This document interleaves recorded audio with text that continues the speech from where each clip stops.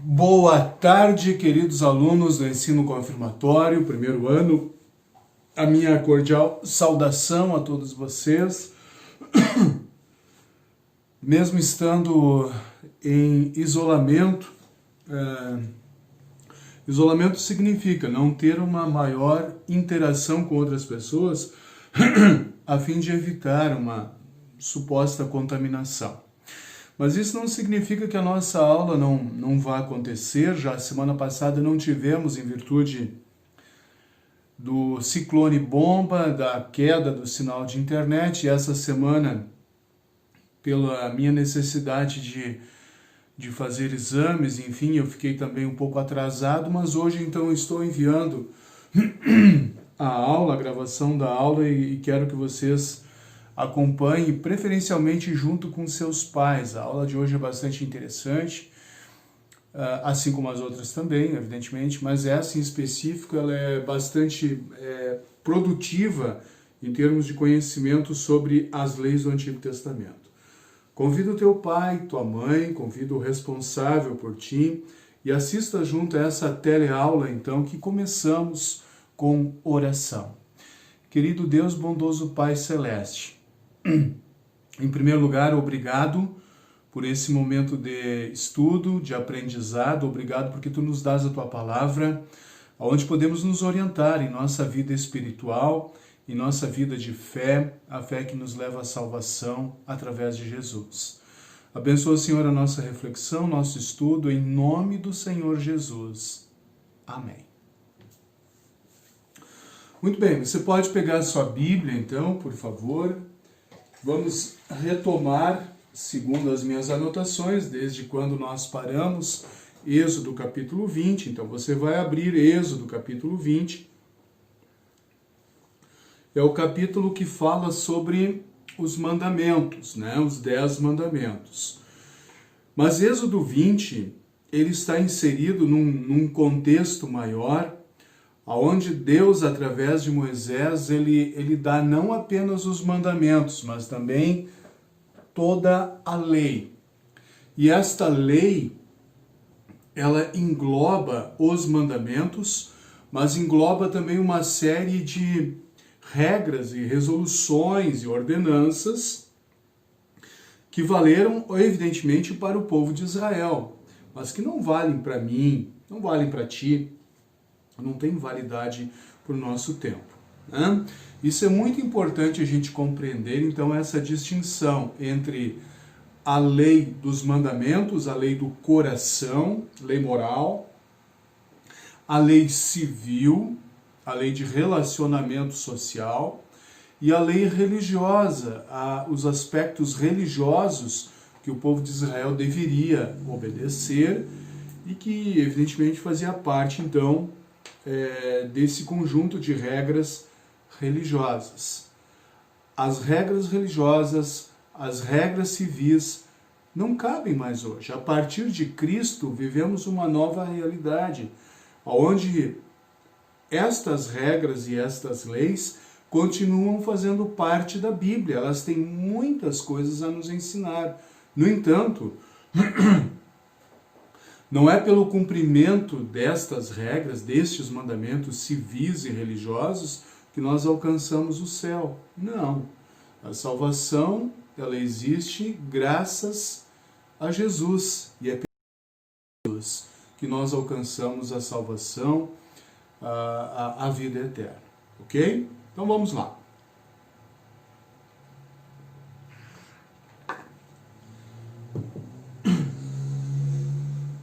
Eu estou com um pouco de tosse, eventualmente eu vou tossir, né? Vocês, por favor, de antemão já me perdoem, tá?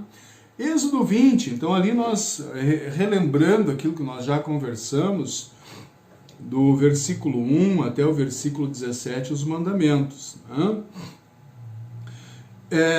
Êxodo 20, Gênesis, Êxodo, Levítico, Números e Deuteronômio, 5 livros. Como é que eles são chamados mesmo? Pentateuco, né?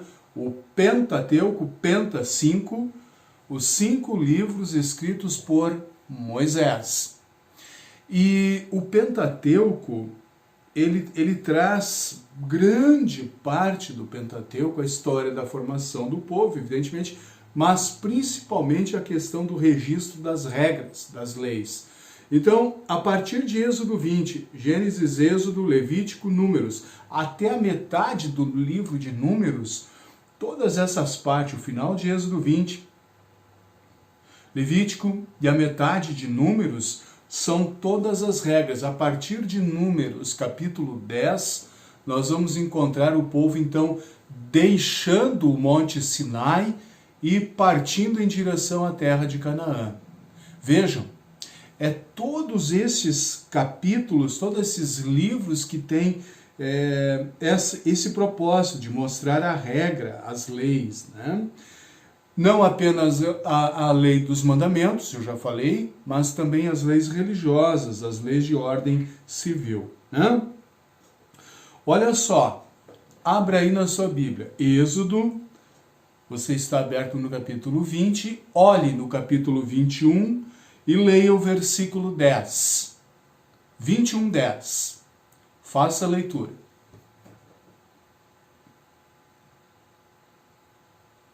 Se um homem casar com uma segunda mulher, deverá continuar a dar à primeira a mesma quantidade de alimentos e de roupas e os mesmos direitos que ela possuía antes. Olha só que interessante. Essa lei do Antigo Testamento, ela permite que um homem possa ter mais de uma mulher. Que coisa! Veja se você aplica isso às regras de hoje. Tem fundamento? Claro que não. Hoje o Estado brasileiro ele não permite a poligamia, né? Ou seja, prega, ensina e declara, através da sua Constituição, a monogamia, um homem e uma mulher. Ok? Mas a palavra de Deus aqui no Antigo Testamento, ele está prevendo a possibilidade de um homem casar com mais de uma mulher. Este não é o propósito de Deus, não é. Tanto é que sempre que a poligamia for acontecer, registrada, encontrada dentro do Antigo Testamento, normalmente ela vai trazer problemas. A ideia de casamento, na visão, na ótica e nas palavras divinas, é um homem e uma mulher, até que a morte os separe. Isso é casamento bíblico. Tá? Mas vamos lá.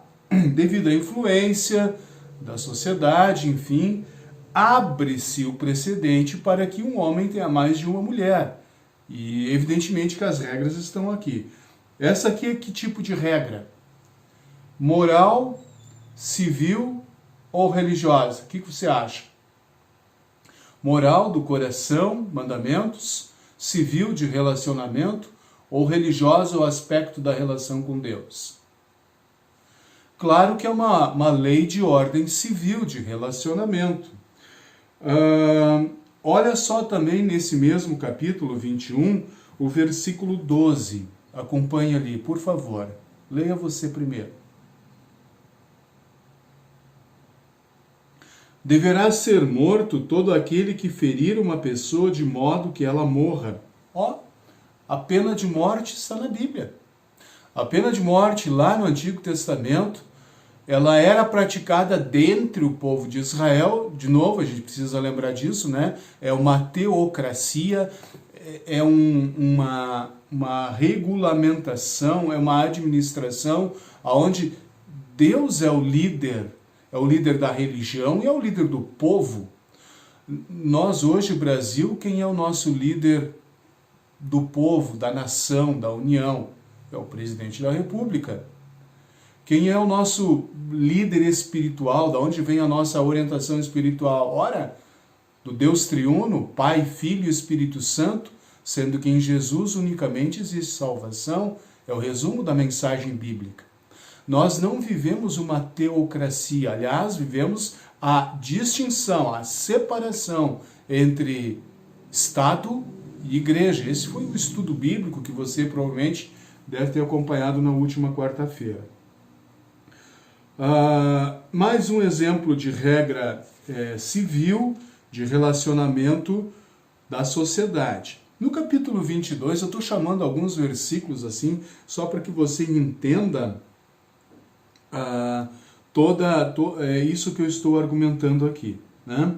Veja lá, capítulo 22, versículo 18. Eu já chamei atenção para esse texto, mas leia de novo. 22, 18. Diz assim: mate toda mulher que fizer feitiçaria. Ora, alunos, nós temos o direito de pegar um porrete, uma faca, uma metralhadora e sair na rua matando as pessoas que fazem feitiçaria, que fazem qualquer tipo de coisa que não seja permitida por Deus. Os benzedeiros, por exemplo, não são permitidos por Deus. São coisas que não agradam a Deus. Mas nós hoje não temos o direito de sair na rua batendo e matando as pessoas. Dentro da legislação do povo de Israel, como nação governada por Deus, se acontecesse dentro da nação santa, a nação escolhida, a nação de Israel, toda mulher que fosse pega fazendo feitiçaria era morta. É uma das regras também de relacionamento social, né? Nessas regras de relacionamento, olha lá o versículo 29, vai tratar de algo mais religioso, no aspecto religioso, né? Mas que também tem a ver com o aspecto material. Capítulo 22, versículo 29. Traga-me no tempo certo as ofertas de cereais, de vinho e de azeite. As ofertas, elas estão aqui, no Antigo Testamento. Você, desde cedo, meu querido aluno, é confrontado, é desafiado a perceber, a entender pelas páginas da Bíblia o que é a oferta cristã. Oferta não é pagamento, igreja não é clube, oferta é do coração.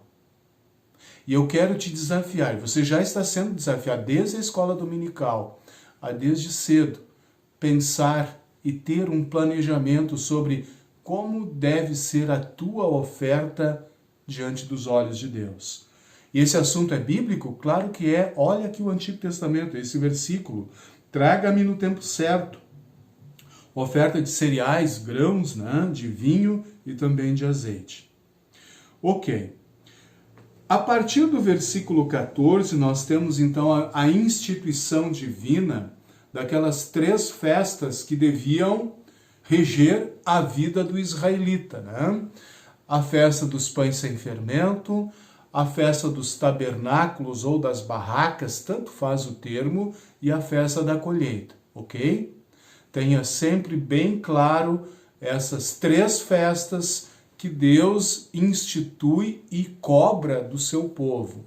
A festa dos pães sem fermento, aqui vai entrar o jantar da Páscoa, libertação do Egito, lembra? Não esqueça disso. A festa das barracas, nós vamos entender por que o povo vai viver 40 anos morando, habitando em barracas, e a festa da colheita, a última delas, certo? Muito bem. São festas de cunho religioso, aqui são o elemento religioso dentro da ordenação de Deus.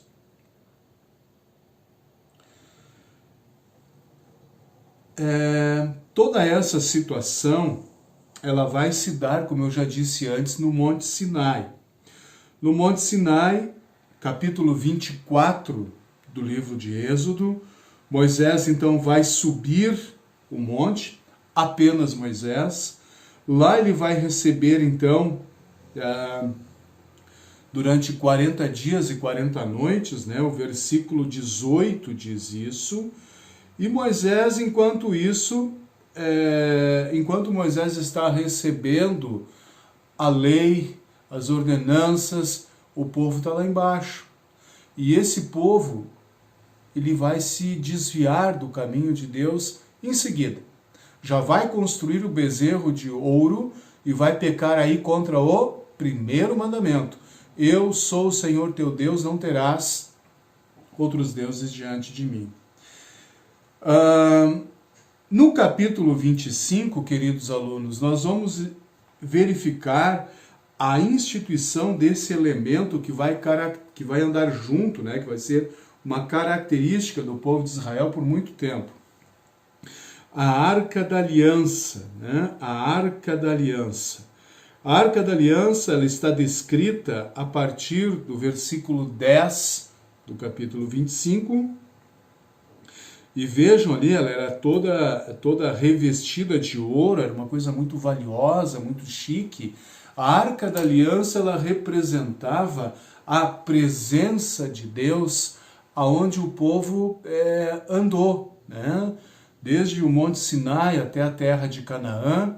Então, a Arca da Aliança acompanhou o deslocamento do povo.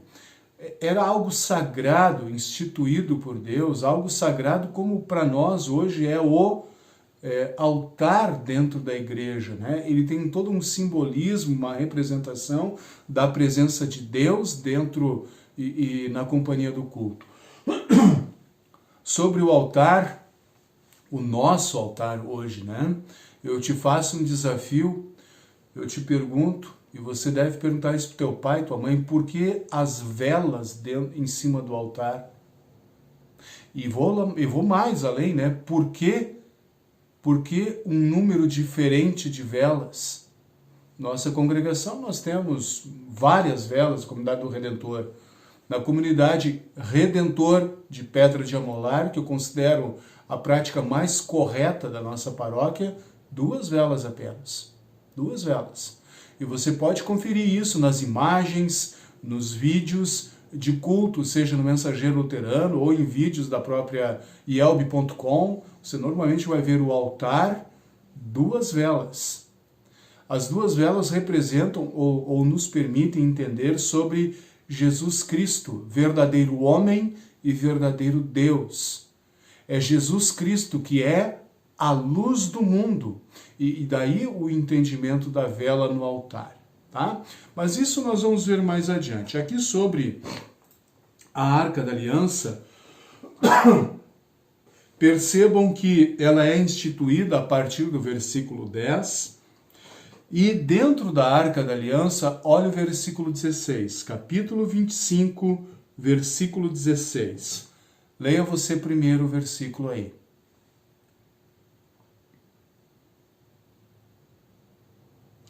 Eu lhe darei as 2 placas de pedras onde estão escritos os mandamentos, e você porá essas placas na arca.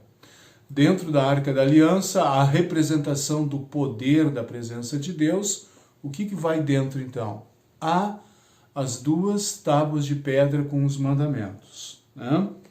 O texto vai seguir com toda a indicação de detalhes em relação a como o povo devia proceder, como é que ele devia se comportar, o que ele deveria acreditar, né?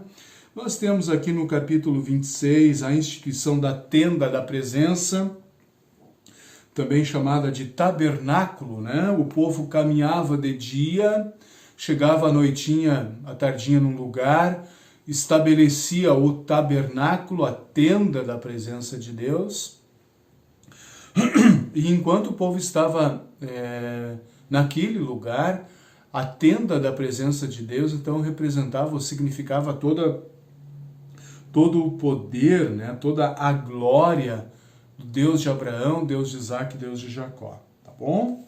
No capítulo 27, detalhes sobre o altar para os sacrifícios queimados. No 28, detalhes sobre as roupas do sacerdote. Você já deve ter percebido que o seu pastor, ele tem uma roupa especial, uma roupa diferente. Já reparou? Você já reparou que a roupa do teu pastor, ela tem um elemento externo que se chama estola, e essa estola ela muda de cor durante o ano da igreja? Às vezes é branco, às vezes é roxo, às vezes é vermelho, às vezes é verde. Você já reparou? Já procurou saber por que a cor da estola do sacerdote, do pastor, ela muda? Boa pergunta, né? A roupa dos sacerdotes, aqueles que dirigiriam os ritos religiosos, eles estão descritos aqui no capítulo 28. Né?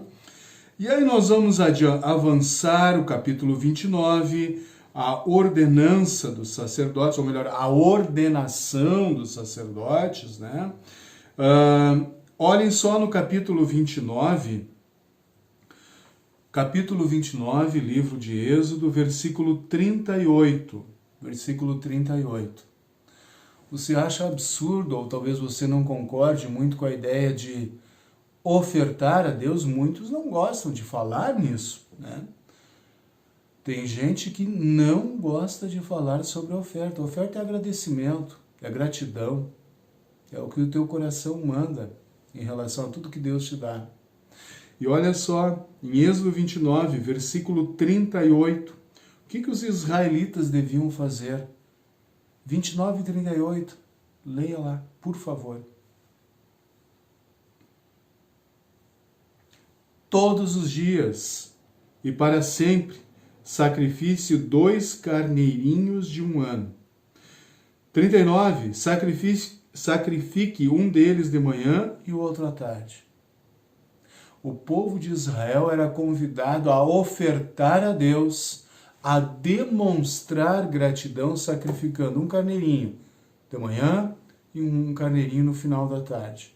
Era a oferta diária a Deus durante todo esse período. Né? Interessante que, já fazendo uma conexão com o Novo Testamento, e a gente vai ter que ler também os textos do Novo Testamento, como é que Jesus é chamado no Novo Testamento? Ele é chamado de Cordeiro Divino, que tira o pecado do povo, que tira o pecado do mundo, né? Cordeiro Divino. De onde é que tem essa nomenclatura, Cordeiro? Está aqui, ó. Todos os dias, para sempre, sacrifique 2 carneirinhos de um ano. No capítulo 30, nós temos mais detalhes que seguem toda essa explanação acerca da lei. Né? Eu não vou exigir que você leia todos estes textos, porque de fato eles são bastante pesados e assim não tem um significado muito grande, muito intenso para a nossa vida. Princípios, sim, eles estão aqui. Agora, eu não vou exigir que você faça uma leitura plena, íntegra de todas as regras, de todos os mandamentos, né? Mas eu estou chamando a atenção para alguns versículos e posteriormente, por escrito, eu vou cobrar de você a leitura, a interpretação e talvez até a explicação sobre alguns destes princípios. Veja, por exemplo, Êxodo 31. É o capítulo que fala sobre operários especializados no início, né? Ali na parte inicial. Legal. Mas olha só o que diz sobre sábado, o dia do descanso, do versículo 12 até o 18. Veja bem. Por favor, compreenda bem. Deus está falando aqui para os israelitas sobre o dia do descanso. Como é que eles deveriam lidar com o terceiro mandamento, santificarás o dia do descanso. É evidente que para o judeu, o dia do descanso era o sábado. E esse dia do descanso, ele era muito importante, ele era sagrado. E tanto é que se alguém fizesse algum tipo de trabalho não permitido, olha o que acontecia. Capítulo 31, versículo 15. Você pode acompanhar, eu vou fazer a leitura. Vocês têm 6 dias para trabalhar, porém o 7º dia, dia solene de descanso, separado para mim. Quem fizer qualquer serviço nesse dia deverá ser morto. Dentro do povo de Israel, um povo governado diretamente por Deus, naquele dia, o dia do descanso, se a pessoa desprezasse as ordens de Deus e fosse arar a terra, fosse fazer qualquer outro tipo de serviço não permitido, era morto. Agora vamos fazer uma conexão para os dias de hoje. Dia do descanso, o domingo, o dia de ir à igreja. Será que os cristãos hoje estão levando a sério o dia do descanso? É um dia de descanso para o corpo? Sim, mas é também o dia de oportunizar a reunião da igreja para ouvir a palavra, para celebrar a Santa Ceia, para ver os irmãos. Claro que estamos vivendo um momento único, né, na história humana, com essa pandemia da Covid-19, novo coronavírus. Hoje estamos proibidos praticamente de nos reunirmos, mas em situação normal, geral, o que Deus quer através do dia de descanso? Quer oportunizar o descanso para a tua vida? Claro, sem dúvida, mas quer também te dar a oportunidade de ouvir a palavra, de estar no culto. Ir no culto, final de semana, é uma questão de hábito. Hábito. Você precisa colocar esse hábito na sua vida, um bom hábito. Muitos entendem final de semana como festa, balada, ir para a praia, ir para a montanha, visitar parente, viajar. E a última coisa que talvez seja colocada nesse contexto de dia do descanso é ouvir a palavra de Deus. Cada vez mais Deus está sendo colocado de lado. Os valores divinos são colocados de lado. O mundanismo entrando dentro da sociedade com seus valores, as suas regras e os seus conceitos. E se nós não acordarmos, nós como igreja não acordarmos para isso, cada vez mais estaremos afastados de Deus, minha gente. Dia do descanso para o judeu era algo sagrado. Se ele desrespeitasse alguma regra, corria o risco de ser morto, era morto. Os cristãos hoje levam a sério o dia do descanso, descansar o corpo e oportunizar a palavra de Deus? Pense nisso, meu querido aluno. No capítulo 32, nós vamos conhecer o primeiro grande problema do povo de Israel. O que vai acontecer no capítulo 32? Moisés, quantos dias ele ficou lá no monte, recebendo, ouvindo sobre a lei, né? Isso, né? Você lembra? 40 dias e 40 noites. O povo achou isso demais, estava demorando. E aí o que o povo que está acampado com Arão, né? Arão é que substitui Moisés, o seu irmão, o que o povo vai fazer? Eles vão acabar criando um bezerro de ouro, né? Um bezerro de ouro a partir das joias que os próprios israelitas doaram para confeccionar esse elemento.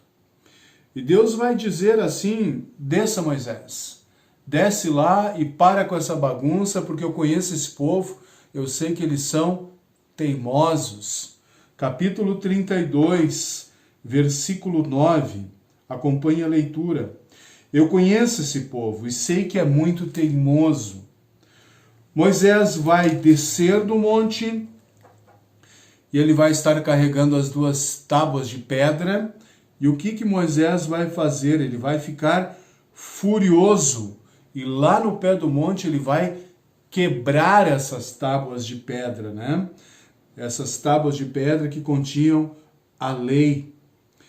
E ali vai acontecer a primeira punição, então, aos desobedientes. A punição àqueles que desobedeceram. Vejam o versículo 31. Moisés voltou para o lugar onde o Senhor estava e disse: esse povo cometeu um pecado terrível. Eles fizeram um Deus de ouro e o adoraram. E aí o resultado disso nós vamos encontrar no versículo 35. Por isso o Senhor Deus castigou os israelitas com uma doença, pois eles haviam obrigado Arão a fazer o bezerro de ouro. Muito bem. Uma coisa interessante a partir deste ocorrido aqui com o bezerro de ouro, que às vezes a gente não lembra, ou talvez não tenha sido chamado a atenção, talvez o teu pai, a tua mãe, o teu responsável que esteja acompanhando essa videoaula, talvez nem lembre disso, né? Existe uma razão, então, que está no capítulo 33, no versículo 6, uma característica. Depois que os israelitas saíram do monte Sinai, Então, por causa dessa situação do bezerro de ouro, eles não mais usaram joias, né? Não usaram mais joias. Muito bem. Capítulo 33, que eu estou falando, versículos 7 e 8, tem uma relação interessante aqui, gostaria de ler para você. Sempre que o povo de Israel acampava, Moisés costumava armar a tenda sagrada a certa distância fora do acampamento. Ela era chamada de tenda da presença de Deus, e quem quisesse consultar o Senhor ia até lá. Quando Moisés saía para ir à tenda, o povo ficava na porta das suas barracas, olhando Moisés até que ele entrasse, né?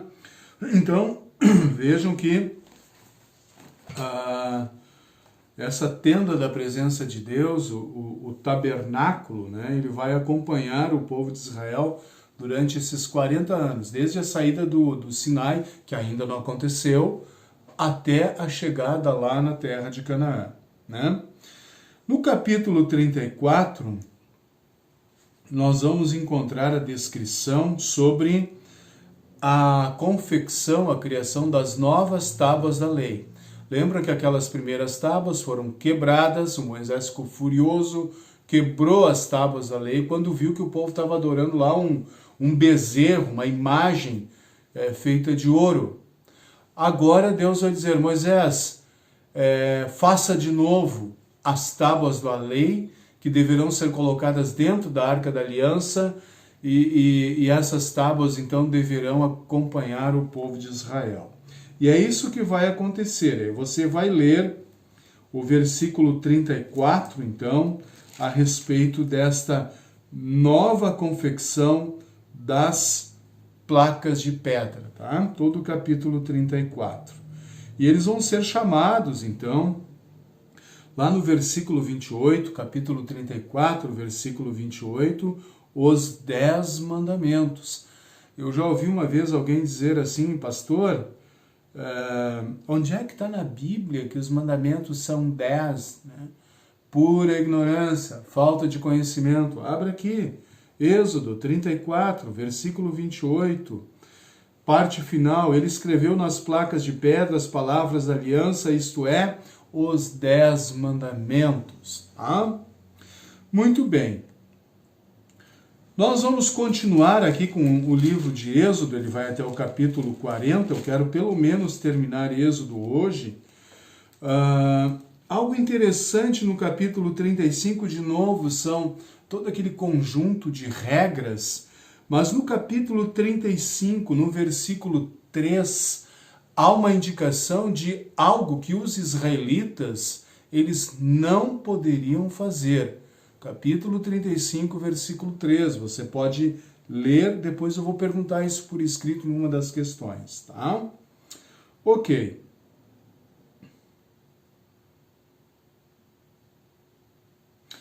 Capítulo 36, 37, de novo, detalhes acerca desses materiais e de tudo que acompanhou, então, a criação da Arca da Aliança, a mesa da proposição, a mesa dos pães, o candelabro e assim por diante.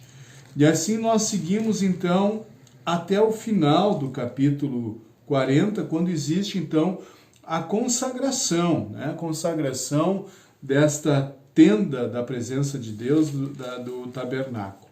E aí nós já entramos em Levítico. Levítico vai continuar com essas regras, todas estas leis, né?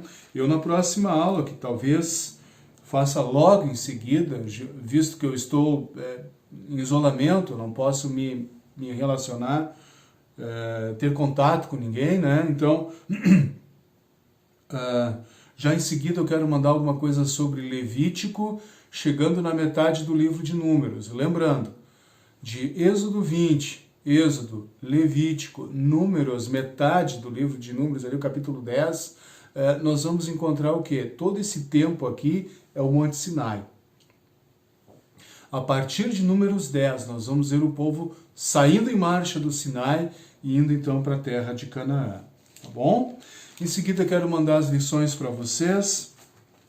ou melhor, em seguida quero mandar as perguntas para vocês, perguntas escritas. Lembro que esse final de semana, dia 12 de julho, então não teremos o culto presencial. Na página da paróquia eu vou recomendar que vocês acompanhem cultos que acontecem aqui no nosso distrito, na Congregação Santíssima Trindade, Joinville, a Congregação Mensageiros de Cristo, lá do pastor Valdecir, e também o culto transmitido pela Rádio CPT, a Rádio Cristo para Todos. Você pode conectar, acompanhar, ligar o seu smartphone ou mesmo notebook e acompanhar um desses momentos de culto. Fica a seu critério, tá bom? Espero semana que vem estar de novo com as atividades de culto presenciais. Lembro que ainda não há regulamentação para a volta das atividades de aula da doutrina. Se alguém aí entendeu que estava voltando a doutrina presencial, não é verdade. Não tem liberação. Enquanto as escolas públicas não voltarem, a igreja também deve seguir essa recomendação. Nós só vamos voltar à doutrina presencial quando a escola pública, a escola do município, a escola do estado, enfim, ela voltar às suas atividades, tá bom? Ficou bem claro para todos? Qualquer coisa vocês podem me perguntar diretamente então, tá? Um grande abraço, boa semana para vocês.